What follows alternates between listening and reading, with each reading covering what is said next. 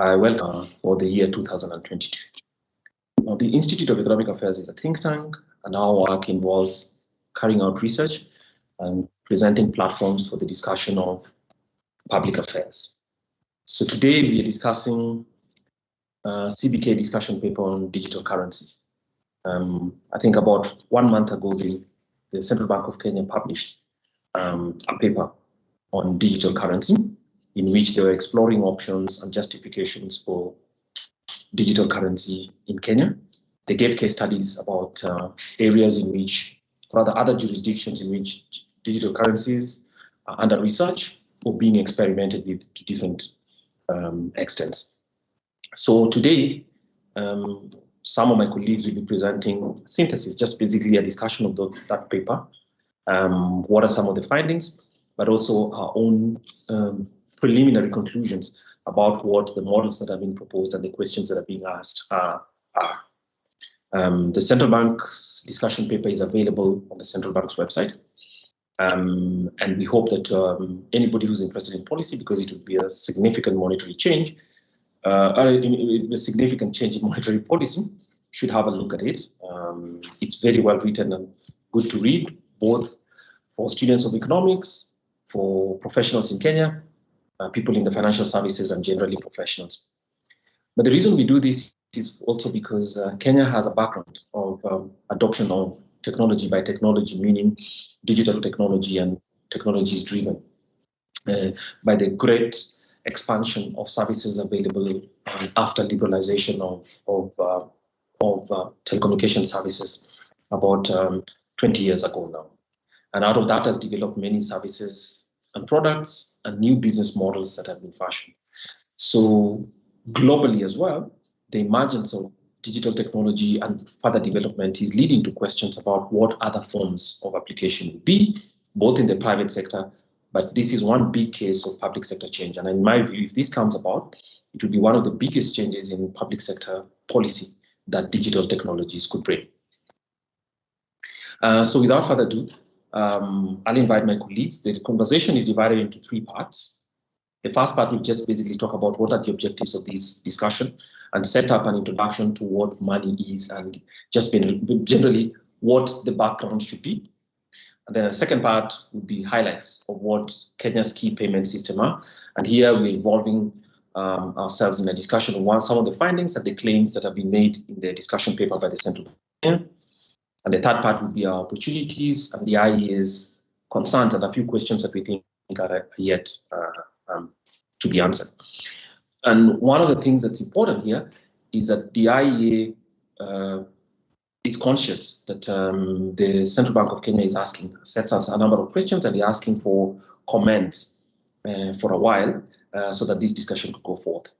So that's basically the background and the context under which this comes. So without further ado, I'll invite my colleague, Deborah Mwenda, who's an intern at the Institute of Economic Affairs, to present the introduction to this, and thereafter will be followed by Anna Grace, who's a research officer, and Maureen Barasa, each taking the 3 parts of this presentation. Now, before we do that, I'd like us to agree on a number of things, some rules. Please note, ladies and gentlemen, that we are recording this session, and the reason for the record is just to provide archival purposes, but also at the same time to provide opportunities for other people who are unable to attend this webinar today to look at it.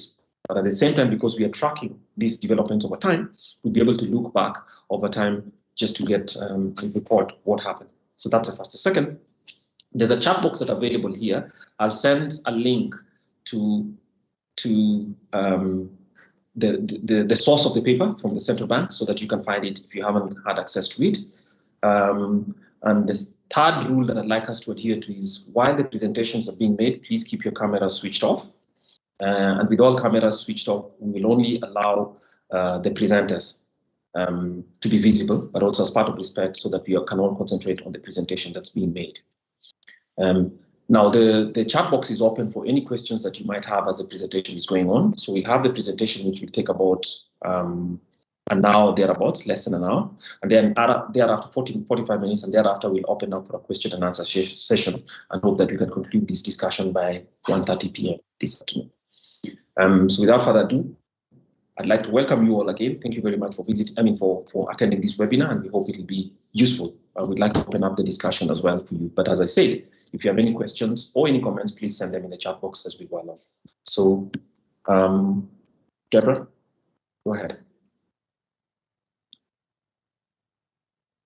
So good afternoon, and the objectives of this webinar are as follows.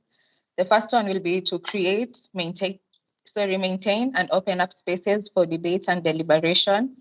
Second is to monitor and audit public policy or behavior, and also to offer public education. And finally, attempt to influence the policy process, which will draft a policy brief just after this webinar. So the CBK published the discussion paper on central bank digital currency. And yeah, that's what the webinar is about.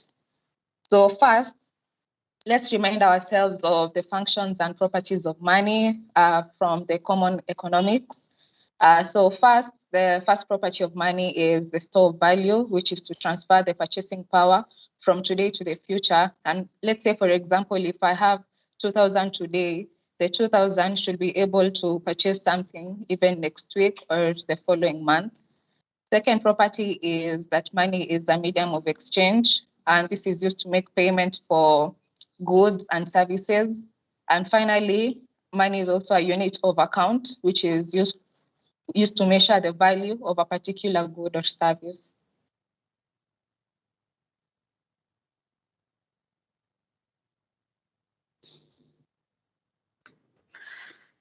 So now that we know the functions of money just from our basic economics, we need to go back and think, okay, so what is this CBDC we're talking about?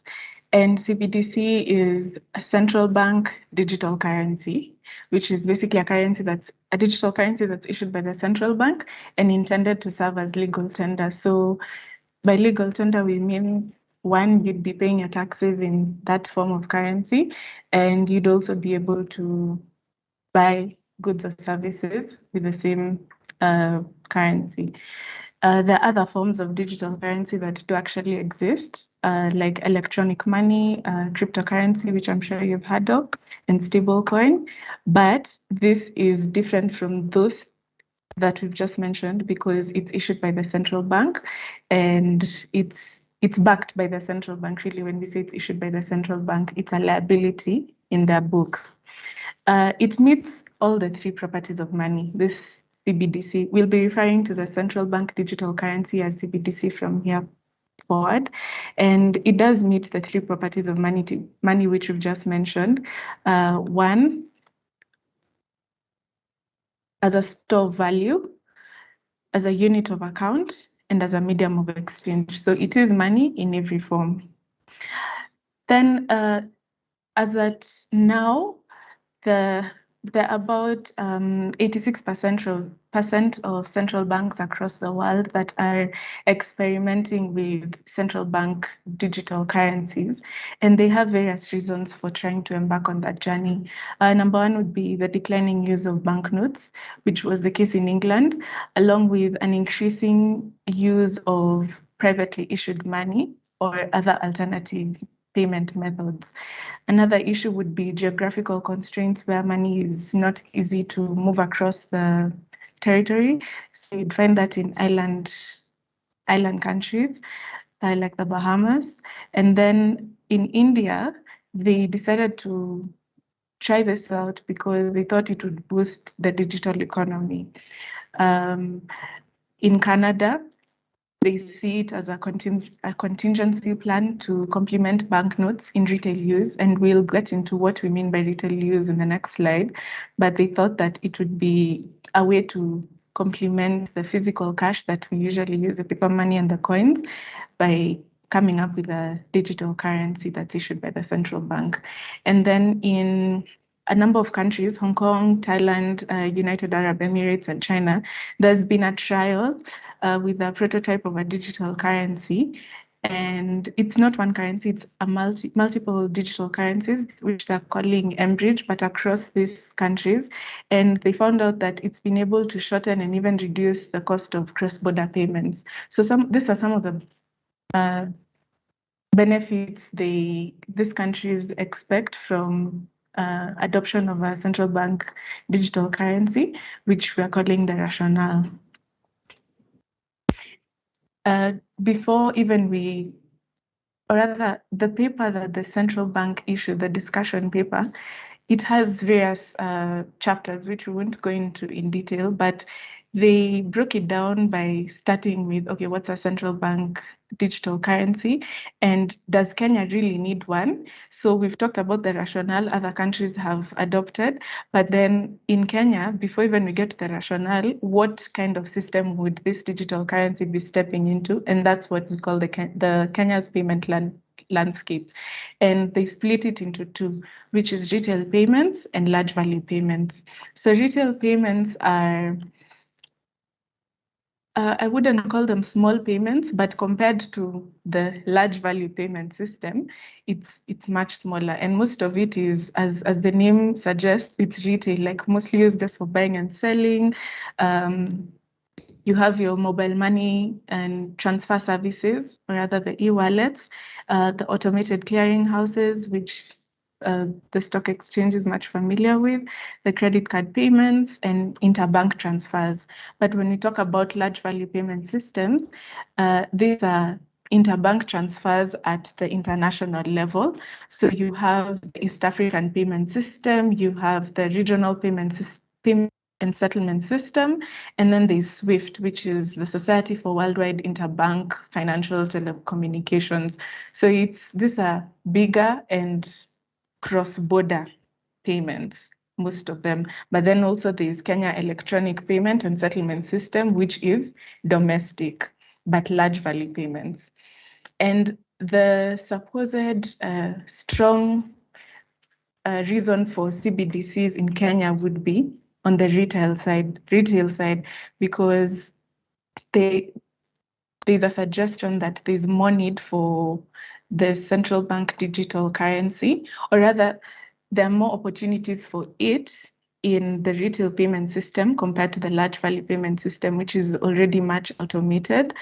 And there are opportunities where CBDC would enhance efficiency, and yes, along with that, there are also some risks which we'll highlight towards the later stages of this paper.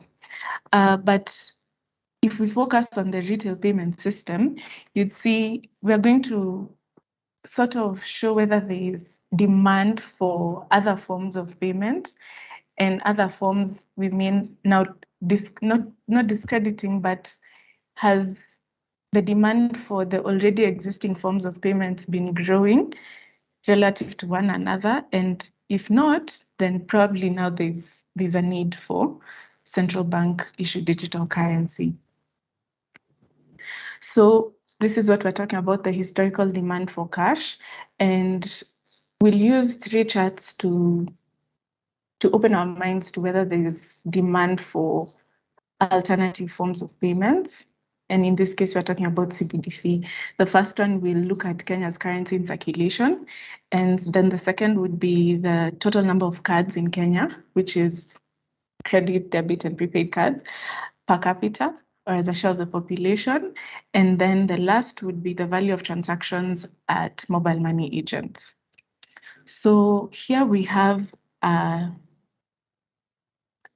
double-scaled line graph, which shows Kenya's currency in circulation in its nominal value, which is the blue line, but the scale is on the left and it's in billions. And then we have the currency in circulation as a share of GDP, which is the orange line, and the scale is on the right. So we'll start with the blue line, which is the nominal value of Kenya's currency in circulation. So when we say currency in circulation, this is the money that's moving around, not really the one that's stored in the banks or wherever. This is money that's exchanging hands. And for sure, money, it has been increasing between the years 2010 and 2020 from about just below 150 billion Kenya shillings to just under 300 billion Kenya shillings in a span of 10 years. So that's quite a significant growth. And yeah, the first would be, what would be driving this would be, yes, growth in GDP and also growth in population, right? Because at the same time, money supply has been increasing. But to get it into perspective, let's look at it as a share of GDP. So that's now what we're looking at when we observe the orange line. And the orange line is the currency in circulation as a share of GDP. This is GDP at market prices. And the scale is the one on the right. So this is the ratio. From 2010, it's now been going down through till 2020. So 2010, it was at about, I think, maybe 5.7% of GDP. By the end of 2020, it was, say, at 2.8% of GDP. So that decline would show that maybe Kenyans are not really using cash as cash. I use that quote unquote for currency in circulation, cash as much as they used to in 2010. Moving down to 2020. And I mean, we can talk about this with regards to other forms of payment. And the very dominant one in Kenya would be mobile money transactions, right? So there has been, I'm sure if we could scale back to even before 2007, we'd see the line graph even drop further because forms of payment as time goes by. So look at the number of cards. It was cash, we're at the number of cards. So here we're considering 3 cards, which is credit cards, debit cards, and prepaid cards as a share of Kenya's population, again within the same time frame, 2010 to 2020. And the continuous blue line is that rate. But let's look at the trend line, which is the blue dotted line. And you can see that it's been dropping once again from 2010 to 2020.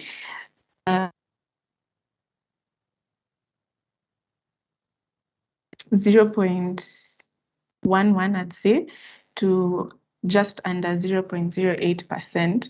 So I know these percentages are quite confusing, but let's use 0.11% in 2010 and look at as a share in every 1,000 Kenyans, you'd say, so if it's 0.11%, that means that you have about 110 Kenyans in every 1,000 Kenyans owning or rather holding a card. That's making the big assumption that it's a card person. So you can see it's not such a big number, and that's been reducing. If in 2010 it was at 110 Kenyans per 1,000, and right now it's, oh my goodness, it's, let's assume it's at 0.08, that would be 80 Kenyans in every 1,000. So we could say, just bluntly speaking, that the demand for cards, credit, debit, and prepaid cards has reduced as time has gone by. Then we look at the third picture, which is the value of transactions at mobile money agents in Kenya. And just to make sure we are on the same page, this is in US dollars, billions. So in billions of dollars. And from 2007, it was barely even substantial. This was just as the rise of Kenya's dominant mobile money transfer system, which is M-Pesa, began. And it's been growing and growing and growing. Within a year, 2007, it had already multiplied by 10. So by 2020, it was at 49 billion US dollars. And if we take Kenya's GDP at 100 billion, then this is like half of Kenya's GDP. So Kenyans are transacting in a year the equivalent or close to the equivalent of half of Kenya's GDP. So this growing demand shows you that there is actually demand for mobile money transactions.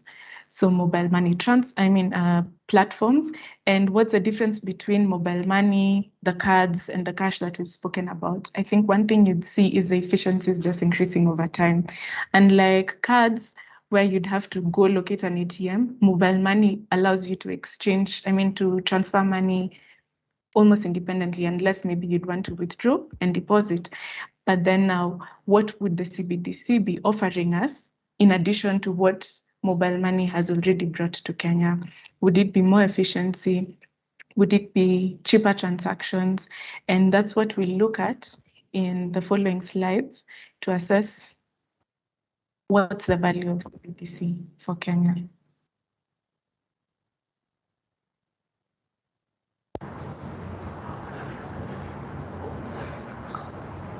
Okay, thank you. I'll take you through the next slides on IAS assessment of CBDC suitability.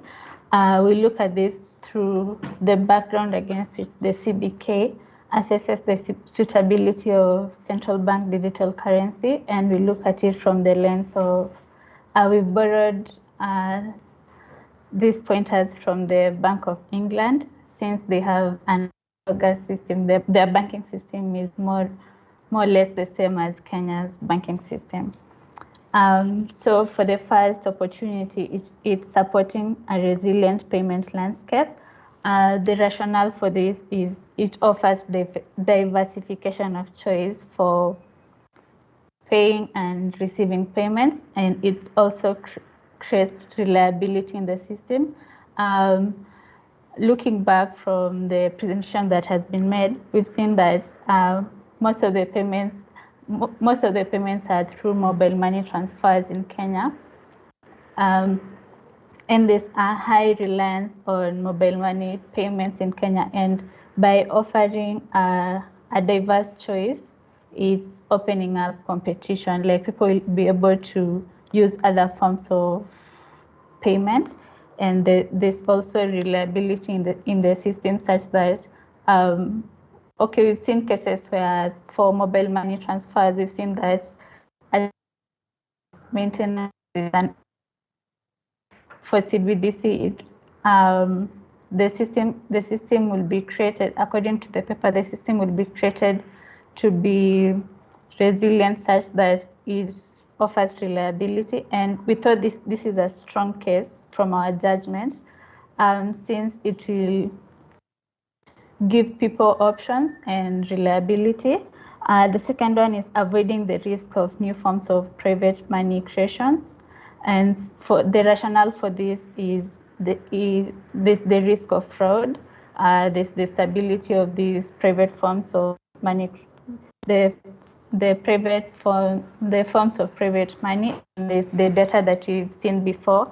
From the data that we've seen before, we've seen this demand for digital forms of currency from the mobile money transfers. We've seen that it's been growing over the years, and as of 2021, it was at 49 billion. We consider this a weak case because the forms of private money are okay. It has few users, and if you're talking about the forms of private money, these are Bitcoin, Nuru coin. Okay, Kenya has among the highest people who use these forms of private money in Africa, but it has few users, and it's not stable, since you can't transact locally.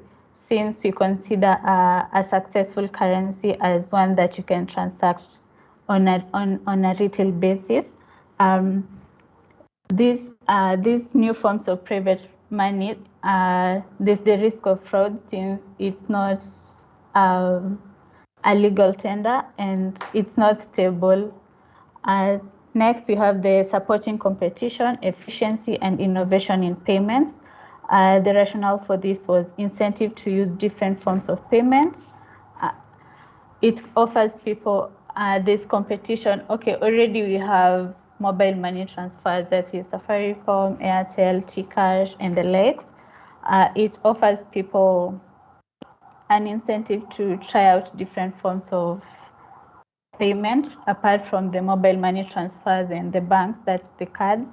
And there's also high velocity of transaction. It's quite fast and secure to transfer money electronically or digitally compared to physical cash, since you have to, for instance, if you're sending money from, say, Nairobi to maybe a different country where they have maybe M-Pesa or other forms of some digital form of transfer, it's easier and faster and secure.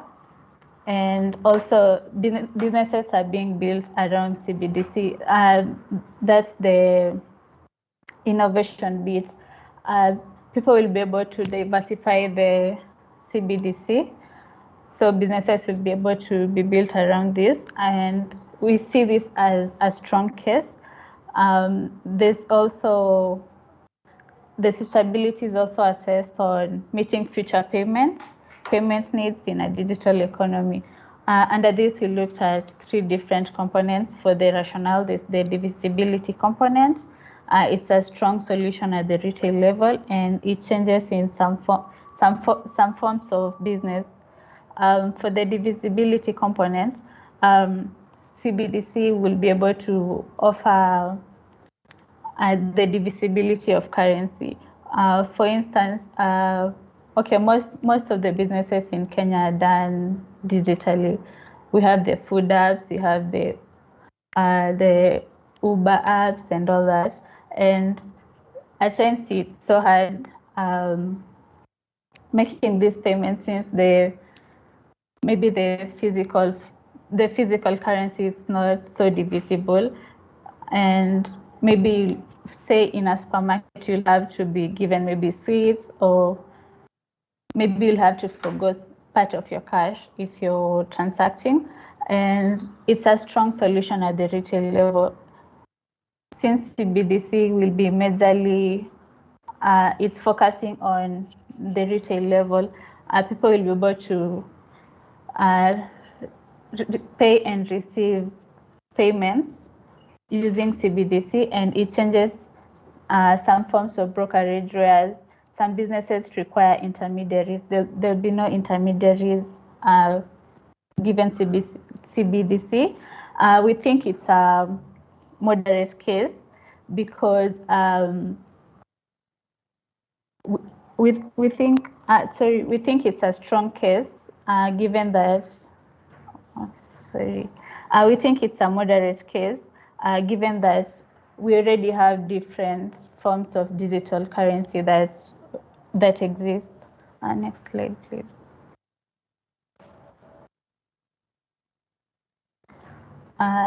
The next opportunity is improving availability and usability of central bank money. And the rationale for this, we had 2 pointers. We had the financial inclusion bit and the storage bit. For the financial inclusion bit, already financial inclusion exists.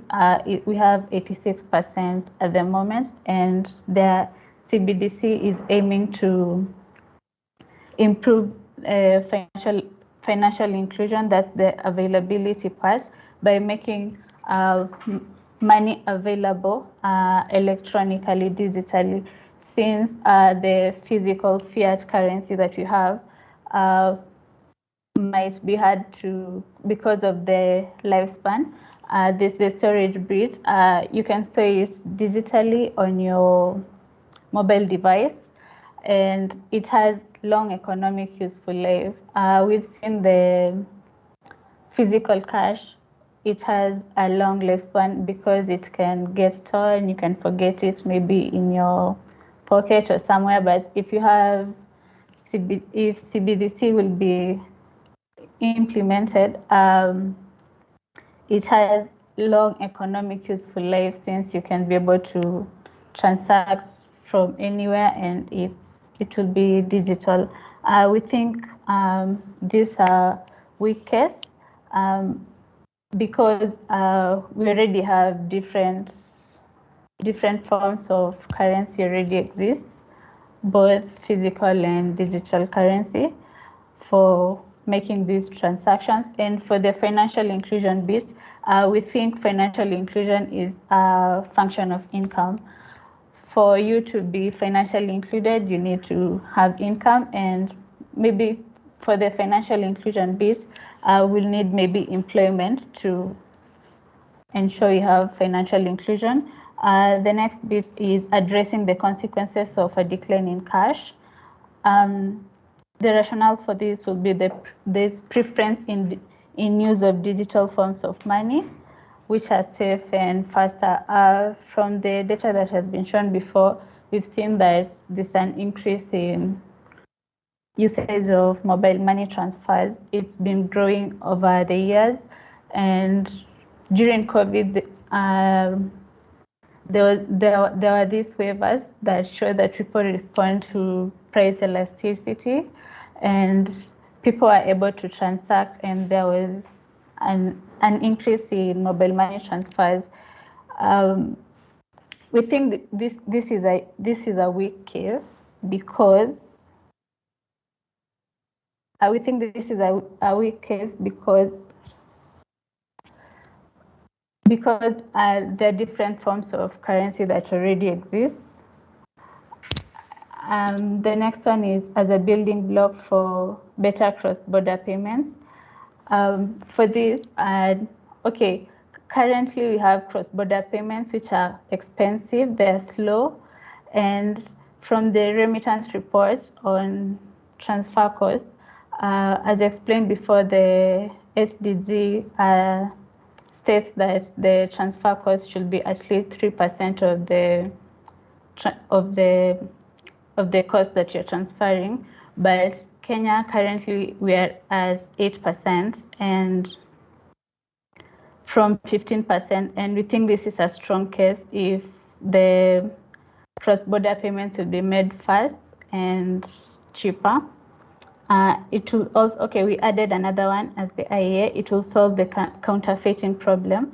It will offer better security since the counterfeiting problem will the CBDCs will leverage on blockchain technologies, and it will be hard to counterfeit or modify given that everything happens on a ledger, and the digital currency, each digital currency will have a serial number that can be tracked continuously by the central bank, and it will be audited, so it will be hard to counterfeit. We think this is a moderate case since counterfeiting is not such a huge problem with the current currency that you have. Next slide, please. We had several concerns. This include questions and risks that we thought were not included in the paper. The first one will be, will CBDC be a complement or a substitute? Will it be, here we are asking ourselves, will it be an alternative to the different forms of currency that already exist? That's the mobile money transfers, the cards that already exist in Kenya, or will it do away with all, say, the physical cash, and we just have the digital currency, and what will be the implications of this? The next one will be, what effect will CBDC have on money creation in banks because of the fractional reserving banking policy? From the economic theory, we've seen that most banks have the fractional reserve banking policy where they're supposed to have a certain deposit.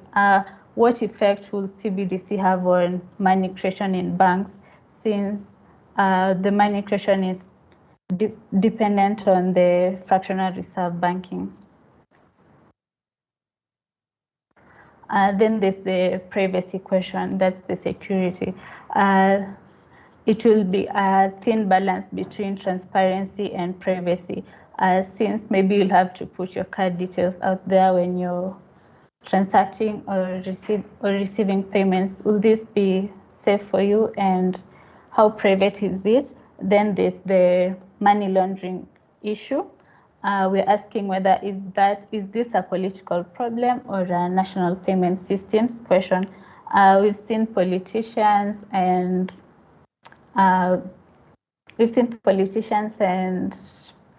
public service employees doing this money laundering thing in their campaigns and in their day-to-day activities.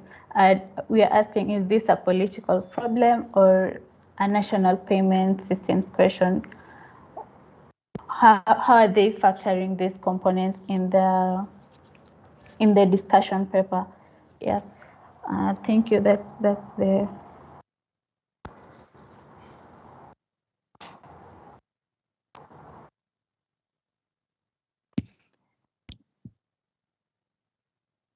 Okay, thanks a lot. So, ladies and gentlemen, we've gone through this. This presentation was in 3 parts. The first part was just basically to define the objectives and to place foundational work, which is about what are the roles of money, what are the functions of money or attributes of money, and then to use that as a rubric to assess what the proposal. Remember, this is just a discussion paper by the Central Bank of Kenya regarding what kind of uses or utility value would we find from the adoption of a CBDC, which is a central bank digital currency. Then we went to Kenya's payment system. So my colleague Anna Grace talked about what is Kenya's payments system, what does it look like? And it's showing us 2 things. One, while the nominal value of cash held per Kenyan citizen has been rising over the last 10 years, but the payment or the interactions that involve exchange, which is basically payments at the retail level, shows that not necessarily digital money. Sorry, it's not digital money, but basically the payment model that has been chosen is mostly going towards cards on the one side and also mobile money transfer. So there's basically a little bit of it. So if you think about it, the share of transactions that are taking place in cash relative to all other transactions seem to be smaller. The others are growing much faster, suggesting to us that the digital currency, is it a solution for, how will it back or how will it support the trend that has already been shown in those charts, which are in my view, very insightful. And then the third point was to say that, look, if this is what the state of play is, and we know what the functions of money, my colleague Maureen Barasa then comes back and asks us, what are the opportunities that arise, and then raises some questions, or some are regulatory, some are just questions based on our understanding. And one of the things we were asking ourselves is, we took as a rubric the 7 principles that the Bank of England, which also issued a very detailed paper last year, published in June of 2021, on what are the options for the exploring what a digital paper, a discussion paper exploring what digital options are available for the Bank of England, which I think has been referred to by the central bank. So what are the opportunities? And there are 7 specific things that were mentioned, but we added an 8th one, which is a question of counterfeits of money. And the reason that came to us as we were thinking about this is my colleagues realized that if you look at money and if you do a search on the internet, Kenyan newspapers report at least once every 3 months of people being arrested, counterfeiting money, both Kenyan and other currencies. So suggesting that there's a risk with the use of physical cash or legal tender in Kenya. And we are asking ourselves, that seems to be a problem. We don't know how big it is because the central bank doesn't report on that, but that seems to be a problem. And to what extent would digital currencies be a use case for solutions to that factor?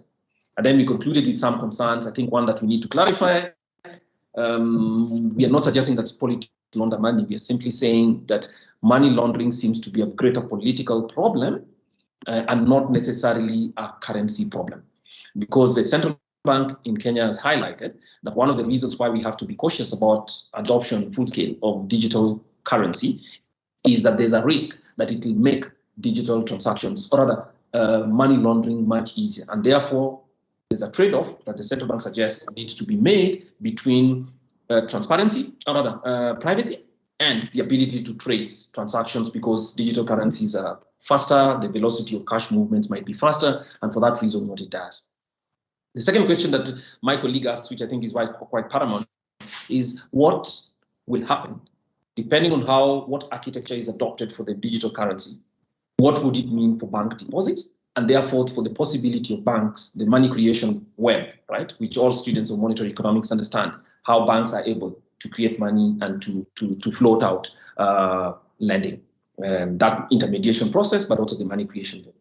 So in general, my colleagues took us through these three phases. First, let's remind ourselves what money performs in an economy and its attributes. Then it highlights what Kenya's payment system is, and to see the trends within the payment system, which is actually moving away from physical forms of money. And then, and most transactions are as a share of GDP in total, as well as the number of transactions and volumes. Remember, we're only talking about the payment system with regard to the retail, which is basically the transactional money. I mean, the transactions that people do, payments and receipts for the purposes of cash. So in other words, we're talking about how people will hold money within their wallets, right? Physically. Of course, some of those wallets have gone digital in the form of M-Pesa, which is basically a transfer system and not necessarily conventional money in that way. So here we are now at the point where we are going to allow for questions and answers to any of my colleagues. And we have two options. Either you can send it through the chat box, which I can see there are already some questions, or you could also raise the floating toolbar at the top of this application allows you to raise your hands. And if you raise your hands, I'll be able to point to you and allow you an opportunity to ask. But let me start with a question that's come from Radha. So Radha says, thanks Radha, she says, the rationale for categorizing point 2 as a weak case was not clear to me. Do you mean that the private money is also highly used and therefore CBDC won't make a difference? So I think that's a question that goes to Maureen. So you'll have to get us back to the screen and show us point 2 because I can't remember it clear, and then explain it again so that Radha has it. So please bear that in mind, Maureen, as I come back, because I'll ask questions in threes. And the rest is Emmanuel, who says that this was a cutting-edge discussion by the CBK. Thank you for your presentation. So thankful for the presentation. And we have Gerald Waweru, who says this is quite an informative webinar. However, I have two questions. So again, listen, colleagues, to these two questions. Will the transactional cost on CBDC be any cheaper compared to the conventional or existing modes of payments? So that's a transactional cost question. And the second would be, how secure will CBDC be in light of ever-increasing cybercrime? So those are the two questions, one from Radha, and the other two are the transactional costs and the security of CBDC. And I'll go to Isaac. Isaac Mungare asks, why do you think that digital currency will be a success in Kenya, bearing in mind that there exist institutional and infrastructural challenges? He has a dissenting opinion. So let's ask those three. So Maureen, and I think that falls to Maureen and Anna Grace. Please respond to those four questions actually, before we go to the rest of them. Yes.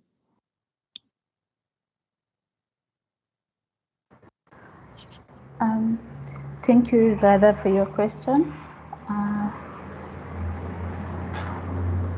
Sorry, please project click.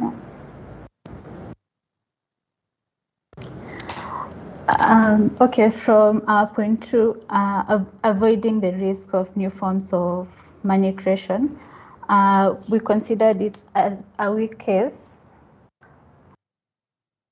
We considered it as a weak case because it has few users compared to the central bank digital currency. If you remember before, we described central bank digital currency as a legal tender that's offered by the central bank, and it's for use by everyone for retail transactions. And we considered it as a weak case with the reason because it has few users, not everyone. Okay, at the moment you can't transact, say you want to buy maybe mangoes from a shop in your neighborhood, you can't go buy mangoes from the shop using Bitcoin, using maybe Nuru coin. So we thought avoiding the risk of new forms of money creation, the risk we indicated them as the risk of fraud, and there's also the risk of it's not stable. And from our data before, there's no data showing maybe there's growth in the private forms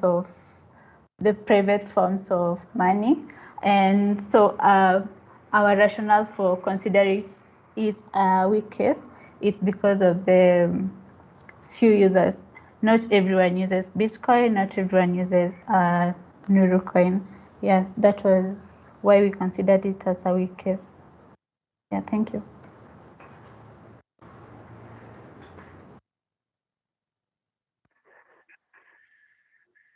Okay, there are these two other questions. Anna G, please.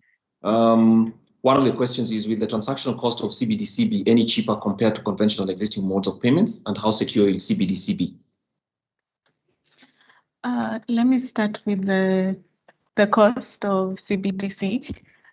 Maybe that's something we didn't highlight in the presentation, but when you go to read the discussion paper by the central bank, you'll see they've even illustrated with some diagram the architecture, the different types of architecture this whole CBDC would potentially adopt. And one of them was directly from the CBK to the end users, which is you and I and businesses. And the other two involved some intermediaries, which are the payment service providers, PSPs. So I think in terms of cost of transaction, CBDC most probably would be cheaper than already existing mobile money. Let me just use that as a comparison. But also I'm considering the cost of infrastructure, because yes, it's not going to involve the minting of money, but setting up the algorithms, the technology you'd need, and even just having a team to support, an IT team to support the maintenance of that system would require some sort of investment, and that would have to be supported by the transaction costs. So if there would be a transaction cost, I guess it would be there, but probably not as high as that of the privately provided payment system, say M-Pesa. Again, I emphasize that this would be heavily influenced by the infrastructure, because I mean, if there's a payment service provider in the middle, the PSPs in the middle, then they'd obviously have to get their cut from that. So I think that would influence the pricing of the transactions, which would probably increase the cost of transaction. Security-wise, it comes with its own risks, which is something that they highlighted as some of the risks associated with potentially adopting a CBDC, and they term it as technology risks. I think, again, the aim is to create a system that is resilient. And when we say resilient, rather in this context, I mean one that would be able to withstand the pressure of failing. So a system like, how, I'm trying to think of a good example, but security would depend on the strength of the system. And somewhere, I think in the paper they discuss, okay, the technology is fancy, but what benefit would this be bringing to the table? Like, would it be bringing alongside more risks than opportunities? And maybe that's something we need to assess. I would not know. I wouldn't place a figure on like how much risk I think this would bring to the table, CBDCs, but I know it would open a window for opportunity for cyber attacks, and even, I don't know, but probably even counterfeiting money, because if it's all in a system, I mean, if you can counterfeit physical cash, then this too has that opportunity, but it would heavily depend on the design of the CBDCs. Yeah.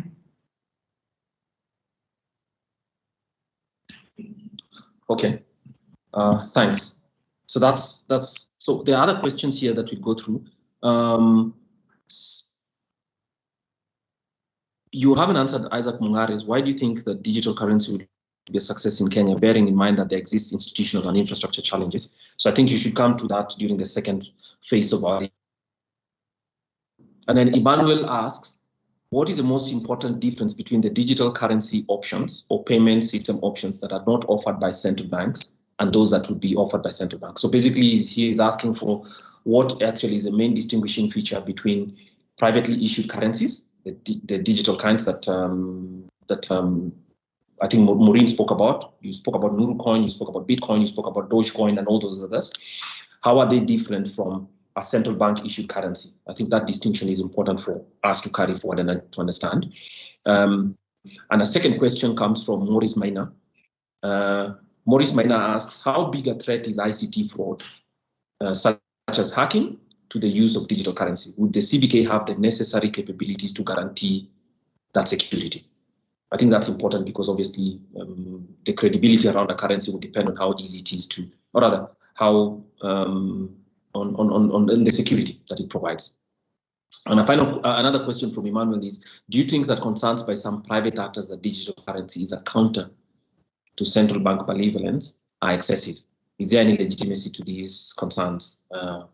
And what first order principles do these concerns overlook? So I think you can answer those two as well. So let me reverse the order right now, start with Anna, and then we'll come to Maureen to the responses. They're available on the chat box. And ladies and gentlemen, if anybody else who's attending would like to ask a question directly, please just raise your hands according to the toolbar right at the top, and then I'll point to you and you can ask your questions directly.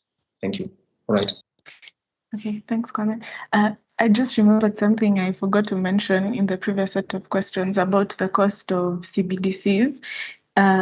This is now an outcome, probably a potential outcome associated with the cost, I think, and it's been discussed in both papers we looked at, the CBK paper and even the Bank of England, that potentially lowering the cost of transaction with transacting CBDCs would and might influence where people choose to keep their money. So, you know, if we adopt the CBDCs, it would be like the central bank is now everyone's banker, or rather everyone who's holding a CBDC could potentially have an account with the central bank. So I think that people would want to hold their money in places where they can move it around cheaper, but maybe not so many people would be thinking about, okay, so would I be able to access credit from where I'm holding my money, which is now the CBK? And I don't think the CBK would be able to now provide loans to the general public. So that would bring a shift to how banks act as intermediators in the financial sector. But that's a whole story altogether, though the cost does influence people's choice of where they want to store their money. So the next question I can see is the one about where we think CBDC would be a success by Isaac Mongare. And okay, in our discussion, we did not say it's gonna be a success. We said we broke down the different areas that CBDC would be addressing and where we think CBDC would have greater impact and where it wouldn't, and places in between. So you say, bearing in mind that there exist institutional and infrastructural challenges. The challenges are there already in monetary policy and money supply just in general, but CBDC also offers something to the table. It would reduce the cost of cross-border transactions, but then that also asks us, is what we have not efficient enough? But if CBDC could actually look at it from the large volumes transactions, then it would offer some value add on that side. But now looking at where CBDC has more impact, which is the retail side, reference to it that we had, it would, yes, lower the cost of transactions, probably be more efficient in terms of the time taken to transact. You would still use it as a store of value. You need a medium of exchange. Security-wise, I don't know which one would be more risky in terms of security, but potentially if someone hacks into your said CBDC account and steals everything, that's all you have, you know. But as it stands right now, not everybody holds their total worth in M-Pesa. So someone hacking M-Pesa probably wouldn't hack it all, wouldn't take all you have. Cash-wise, you don't walk around with your total net worth in cash in your pockets. So maybe looking at where, again, people would choose to store their money, to hold their money across the various wallets. But I'm honestly quite indifferent because I don't feel like CBDC at the moment would bring such a huge impact in how, would bring such a huge change compared to the current paper money. Then I'll skip and go to the issue of hacking by Maurice Minor. How big a threat is ICT fraud? That's hacking to the use of digital currency. I think it's very important because you don't want to store your money in a form of currency. You don't store your wealth in a currency that's unstable, that's insecure. And adoption of a currency the world over is dependent on how much people trust that currency. So if you have your doubts that your money wouldn't be safe, then people probably would not make that shift to CBDCs. So if it's not safe, which means it's susceptible to hacking and other forms of ICT fraud, then it would really weaken its case of adoption in Kenya. So the infrastructure, the architecture and the design of the CBDC would have to really pay great attention to the security aspect because it's a big loophole in my opinion. Yeah, thank you.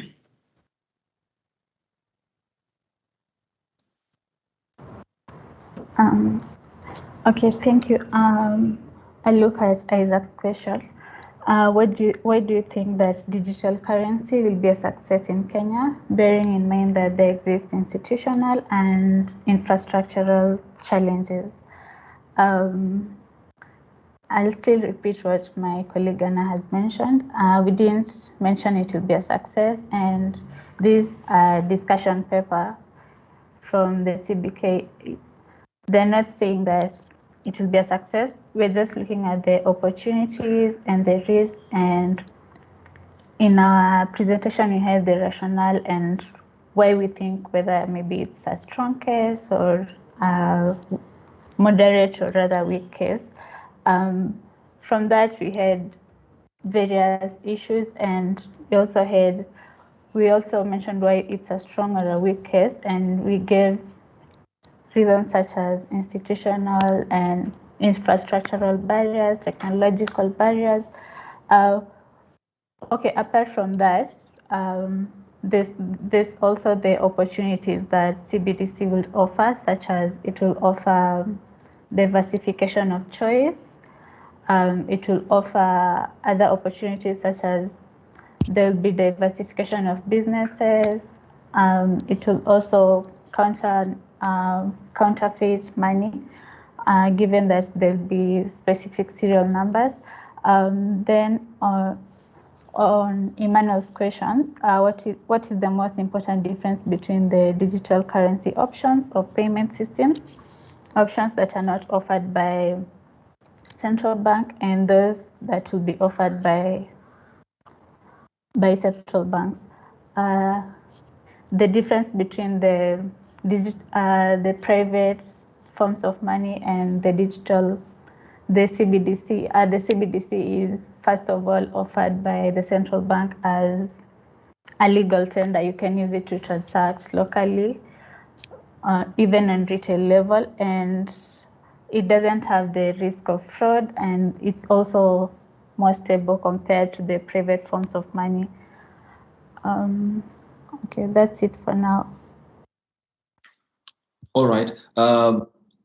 Isaac has had his hands up for a while. So Isaac, please ask your questions and then we'll go to the other written questions. There's still some very interesting written questions that I'll come back to. So Isaac, please. Isaac Mungari, you have your hand up. Please ask your question. Just turn on your microphone and your camera if you wish to, and then you can ask the question.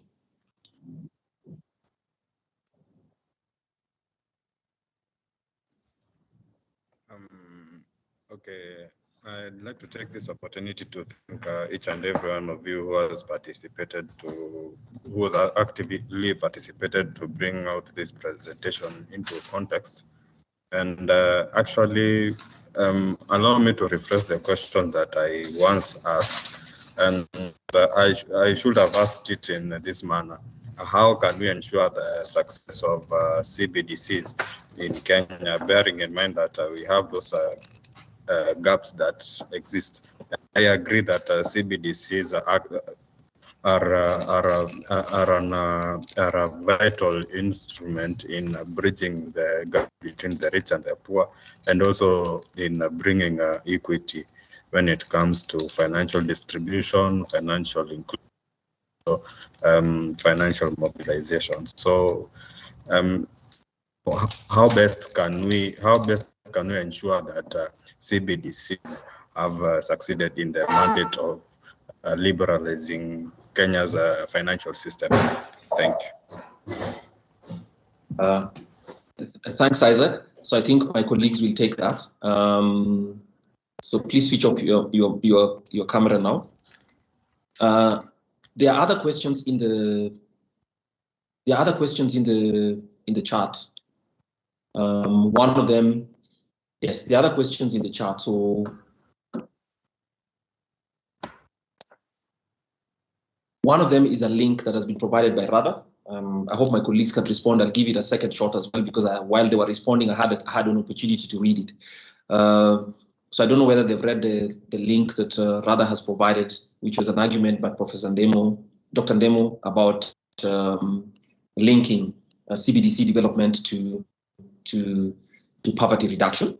I do not wish to preempt what my colleagues would say, but he spoke as if the central bank paper means that CBDC is definitely going on. That's not our reading at the IEA, and there's an interview by the central bank governor which says this is exploratory, so it's still a discussion, so it's not a given.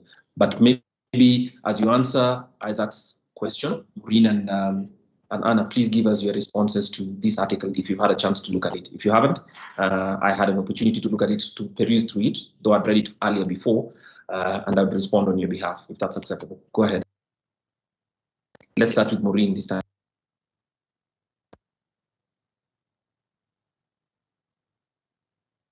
Okay, thank you, Isaac, for your question.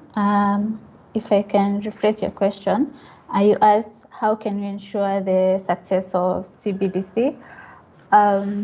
Okay, in the CBDC architecture, in the discussion paper by the central bank, it offers three forms in the architecture. There's the direct CBDC, intermediated CBDC, and hybrid CBDC. Also, in the opportunities and risks, they've addressed the opportunities that CBDC will bring, including financial inclusion, increasing the choices, and they've also addressed they've also indicated the risks, such as the money laundering component, the combating financial terrorism component. Just a minute. There's also this intermediating banks. There's also the component of financial exclusion. If you can remember from the interview by the central bank governor, he said only 55% of Kenyans have smartphones. So how will CBDC be implemented when we already have the infrastructure barrier and technological barrier? Yeah, and the technology risk and the data and privacy balance. How will the CBK address this in say if they decide to implement CBDC. Okay, I haven't read Radha's article, but I'll go through it in the meantime. Thank you.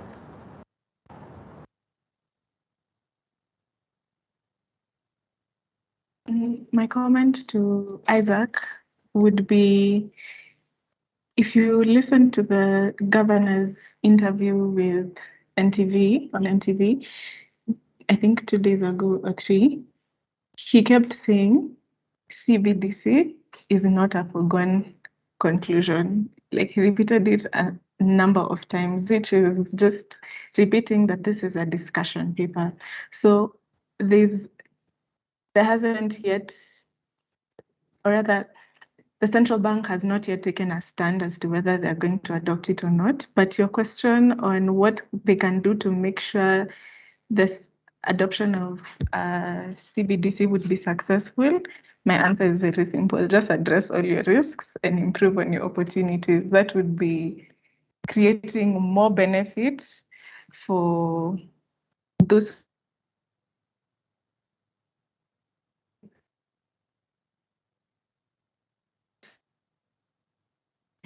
If you address all your risks, then I don't see why it would not be a success.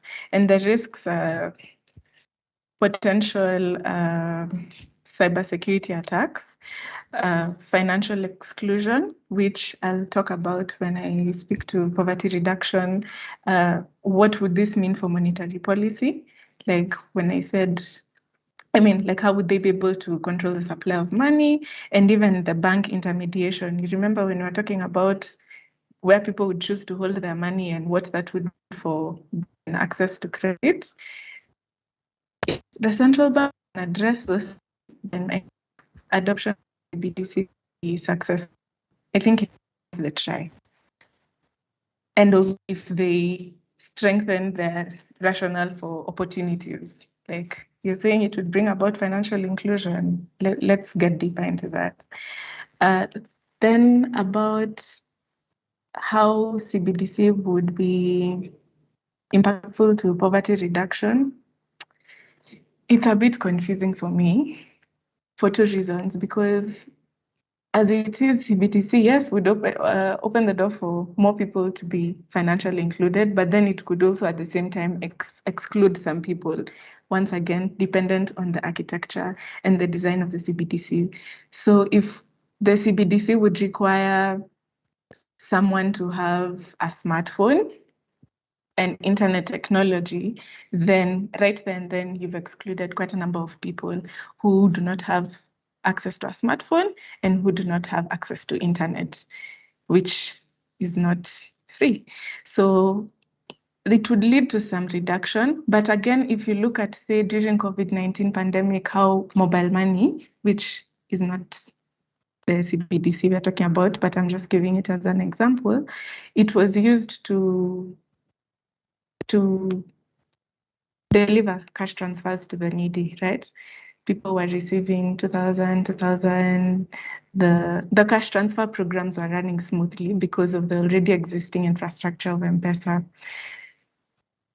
There, it supports the case of, okay, for those people who already have access to whatever platform, whatever this platform would require, then they would be beneficiaries of poverty reduction schemes like cash transfers, and maybe even opening them up to business ideas because they'd be able to receive and make payments via that platform. But for those people who do not have access to that, say the mobile phones, the smartphones, and the internet infrastructure, then they would really be missing out. And if, say, government hypothetically puts in a policy that now cash transfers would be distributed via CBDCs, then you've left people behind and probably would not have made a greater effect to poverty reduction.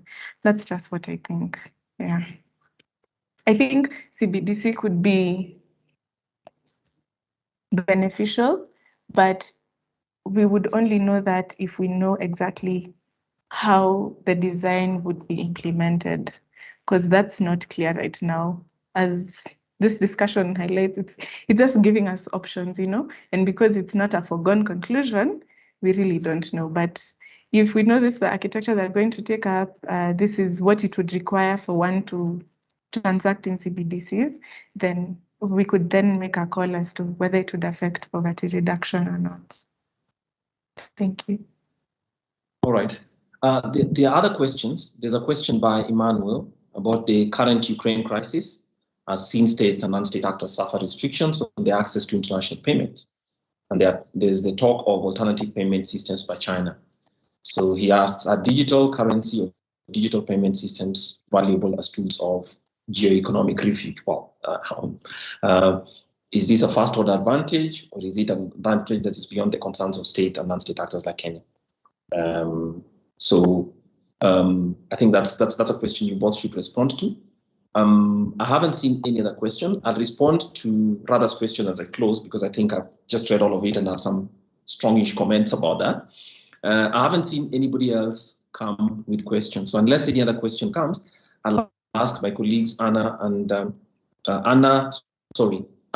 Deborah, and Maureen to make any final comments. Oh, there's a question. Oh, Radha. Yes, Radha, please go ahead and ask your question.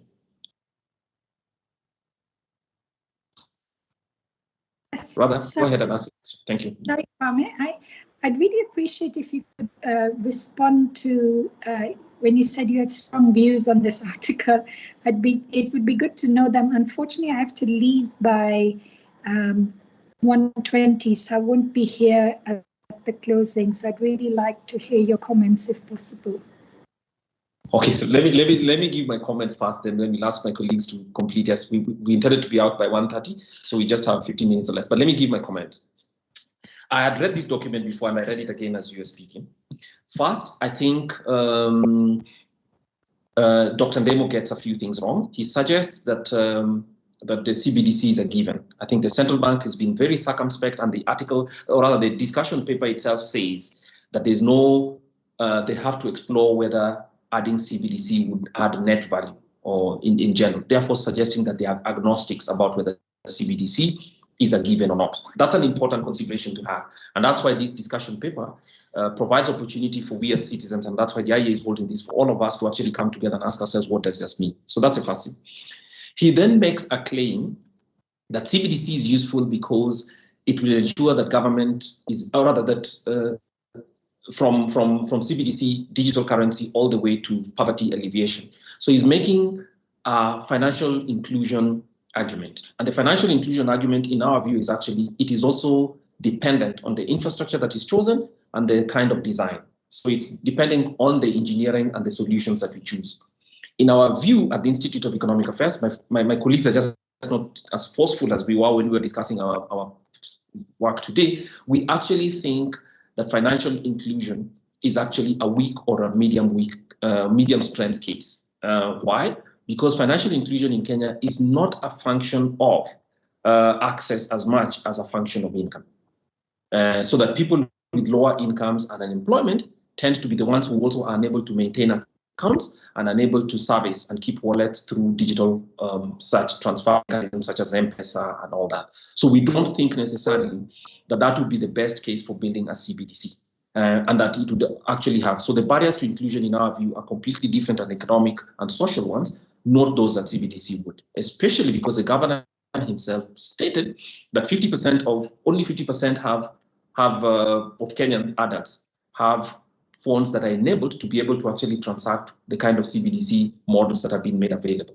So that means that the barrier to acquiring a phone that would require you to probably spend more than 5,000 shillings or 10,000 shillings in itself would introduce a secondary barrier to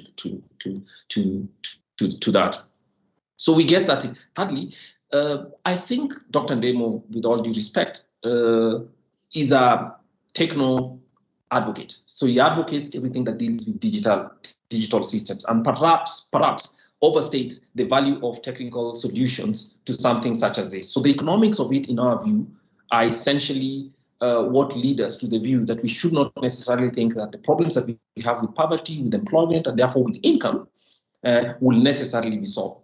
However, what we think will happen is that CBDC, if it was adopted, would increase the velocity of money. So obviously, it would reduce the cost of transactions. To that extent, you could say it solves the problem of second-order problem of inclusiveness by widening the choices that are available. But if people do not have money, it doesn't matter even if the transaction costs were reduced substantially or even made free. But that's the point. So we are a little bit circumspect about. He's very bullish about CBDC, and we think that not. He also mentions a question which worries us, the privacy questions, which is that government will be able to track all transactions. That is dependent, actually, and the central bank is also very cautious of it. It's dependent on the kind of model that's stated. If government was able to track all our transactions and the privacy in financial decisions exchanges were made very visible, so that every time I buy a chocolate or a sandwich, for instance, a hardline, somebody at the central bank has kept that log, there would be hesitancy in the adoption of CBDC and would actually reverse financial inclusion as opposed to doing it. So I think the political economy analysis suggests to us that it's far more bullish, and obviously the architecture, which is the engineering part, and the cryptography, which is how it is protected, would be essential to its adoption and to meet those social welfare goals that he spoke about. I hope that's useful. We'll write about it since it's a very interesting one. We'll write a brief and we'll also put it on our website. But thanks a lot for asking the question and referring us to the article. I hope that's fine. So let me now go quickly to my colleagues. And rather actually asks us that FinAccess shows that yes, financial health has gone down regardless of the fact that there are more options for adoption. So yes, financial adoption is never just a question of whether instruments are available or channels, but it's actually whether people have real incomes to be able to utilize those. Because financial access is not about infrastructure, it is actually about whether people have real income and therefore the needs to use that money in many other ways. So I thank you for that. Let me go now back to wrapping up and answering the question from Emmanuel. So I'll start with Deborah. Deborah, do you have any concluding points? Please make them quickly, two minutes to each of you so that we can close the meeting on time. Thank you. Mine is to thank everyone for attending, and I believe we have covered the objectives of this webinar, except the part of the policy brief, which we will draft right after this webinar. Thank you.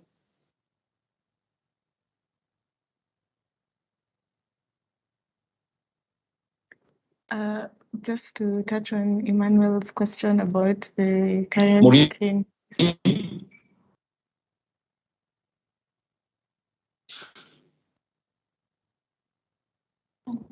Okay, I'll go first. I'll go second. The Ukrainian crisis. I think that there's more to this, because currently, like when you read the articles about Ukraine, the Ukraine-Russia war right now and digital currencies, most of the talk is around cryptocurrencies. But I'd say probably if there was a central bank issued digital currency in Ukraine, then considering how most of the banks are even not in operation at the moment, maybe it would, yes, help those who are both in and out of the country. But I wouldn't say I'm an expert at this, but it would, to some extent, offer geo-economic refuge, as you stated.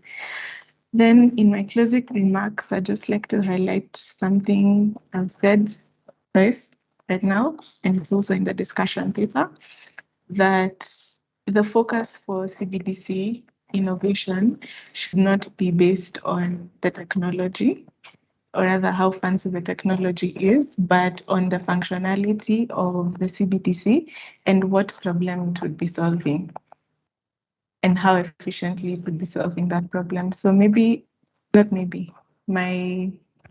request to the CBK is to do further research, or rather to come up with a stronger case for what problems this would be solving.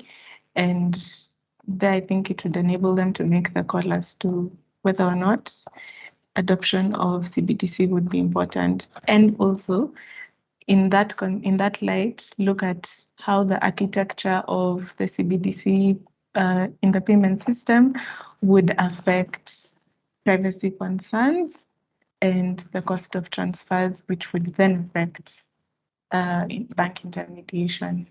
Yeah, thank you.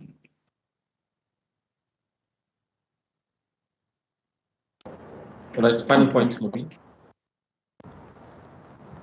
Okay, thank you everyone for participating, and thank you for the questions. We'll consider them in our brief.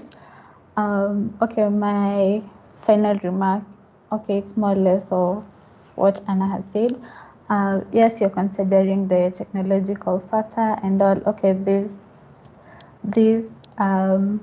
attention that has been given to digital currency. Everyone is this hype about digital currency, but if the central bank will consider, okay, according to their discussion paper, will consider implementing a digital currency, what problem like?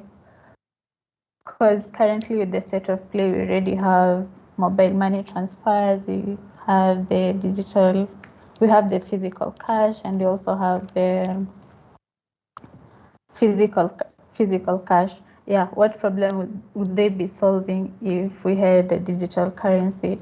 And at the same time, how will they address the risks such as the money laundering problems, the technological risks, the technological barrier, and the infrastructure barrier, and also the issue on financial inclusion?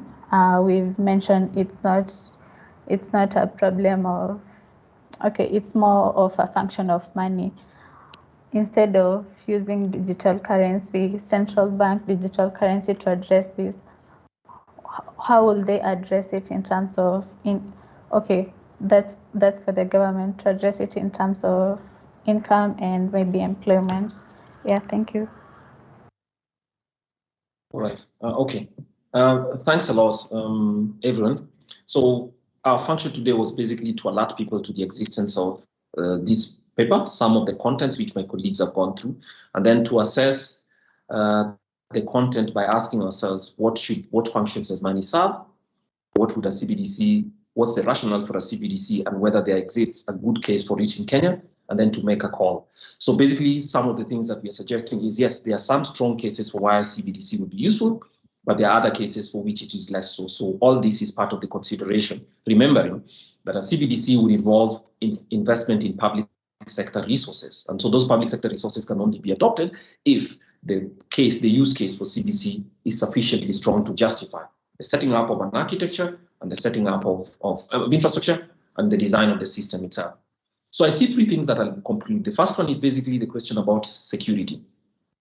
Now, I am not worried about security, even though it's actually an essential thing that the central bank would have to assure us of because of the development of cryptography, which is basically the digital tools for ensuring the security of certain users and things. So that's why the internet allows you today to actually make e-commerce and purchases. So because of e-commerce and the digitalized digital economy and the exchanges, there's sufficient, I am convinced that the engineering capability to build a robust system and a resilient system as well does exist. And if a choice is made, that would not necessarily be a big problem. I mean, you can find global firms that would be able to build for Kenya a sufficiently robust background upon which to do that. So the infrastructure will be built by the central bank. I think they can do that, given that as we have today, the higher value financial transactions in Kenya are themselves built off the backbone of some infrastructure that exists with some hardware and software. There are obviously some servers one way or the other, and which confirm.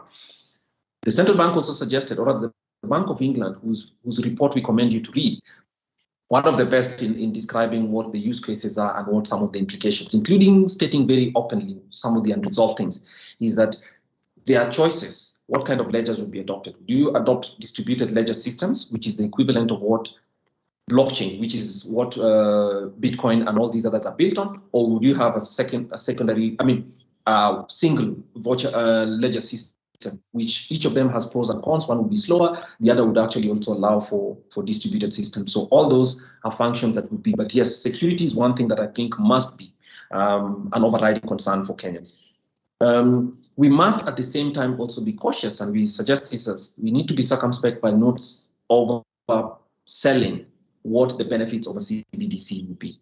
I think a digital currency is useful, but we have currencies that exist for good reasons already, I think, and works pretty well when complemented by transmission systems such as the one that M-Pesa cites. However, CBDC and a design that allows competition so that the transmission services, the transmission mobile telephony or the use of cards, which have costs, if those costs could be reduced through a CBDC model that provides for competition, then obviously it's one thing to encourage. And it's one of the things that actually reducing costs for the users at the retail level is one of the reasons for which consumers on our side would support the establishment of a CBDC. The safety, I think, is one issue. We also have to be careful that technology for technology's sake is not necessarily what public money should be spent on, but that a robust system would allow for other services to be built on top of it, just like we know that mobile money transfer systems, which is not electronic money, but it's a mechanism for transfer, allowed for other businesses to be developed. So that possibility also does exist. We also ask at the Institute of Economic Affairs that we recognize what government can do well, such as the central bank, and what private sector can do well regarding the transfers, so that there's shared responsibility to ensure that CBDC system works. So ladies and gentlemen, we are thankful that you spent your lunch hour with us. And also we hope, and as we can see from your feedback, that many of you have considered this discussion to be a useful one. So where do we go from here? I and my colleagues will put together a synthesis of this, which we will publish, and including other questions that have been asked here. We'll publish it, but we'll also send it to the central bank. We also advise you to look at the central bank's website and the link that we provided. It's a small paper, you can read it over a weekend and provide your own comments, because this is a discussion paper and the more views that are had, the better. We are acting as a channel to ensure that Kenyans are not just aware about what exists, understand what the options are, but also provide an opportunity and a platform to make your voices heard to the government and to the Central Bank of Kenya regarding this issue. I thank my three colleagues, Deborah, who's an intern at the Institute of Economic Affairs, my two research officers, Anna Grace on one side and Maureen. They've done a fantastic job in bringing this thing and making a fairly abstract thing understandable even to me. And I hope that's the same with all of you. So any questions that you have, please send those questions to us. The presentation that has been made will be available on our website right after this. So you can link to it and it will be sent out to all those whose emails are available in our database. And at the same time, we thank you for taking your time, including members of the IEA, rather, and all the others who support our work. But as members of the IEA, we are glad that you spent your time, because this shows that we are keeping on toes. You're keeping us on toes, but also asking us to be on the cutting edge of policy issues in Kenya. All the rest, thanks a lot. Thank you very much, and we hope you'll join us next week from Tuesday. We have other public forums, webinars of these kinds. We are discussing the education sector, asking ourselves what's the big problem in education policy in Kenya. And we hope you can join us from 10 o'clock on the 29th of March. Thank you very much, everyone. Have a good afternoon, and thanks for supporting the IEA's work. And remember, markets work well.